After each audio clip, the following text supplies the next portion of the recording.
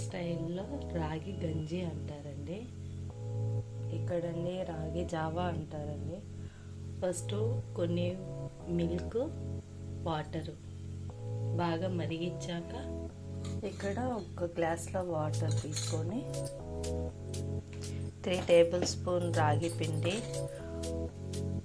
కొంచెం నేను పిల్లలు డైరెక్ట్గా తింటారు వేస్ట్ చేస్తారని చెప్పేసి బాదము, జీడిపప్పు, యాలకులు అన్నీ కలిపి ఇలా మిక్సీ చేసి పెట్టానండి. పొడి అంతా ఇలా బాగా మిక్స్ చేయాలి.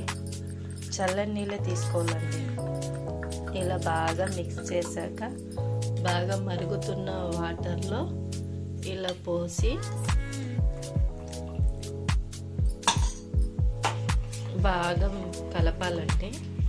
మనకి క్వాంటిటీ ఎక్కువ కావాలంటే ఇంకా కొంచెము వాటర్ మిక్స్ చేయొచ్చు.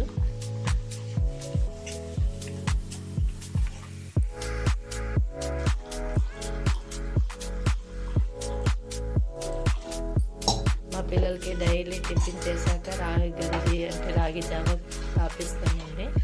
లాస్ట్లో మనం ఏదంతా పొంగొచ్చేది అయిపోయాక అప్పుడు బెల్లం లేదా చక్కెర లేదా సాల్ట్ వేసుకోవచ్చు అండి. నేనైతే ఎప్పుడు బెల్లమే యూజ్ చేస్తానండి. స్వీట్ బెల్లం కొంచెం వేస్తే సరిపోతుంది.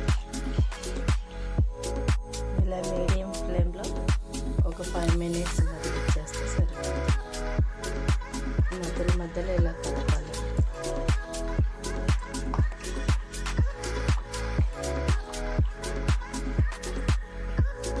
ఇలా పొంగొచ్చాక తీసేయచ్చండి. గ్యాస్లో పెట్టుకోవాలి.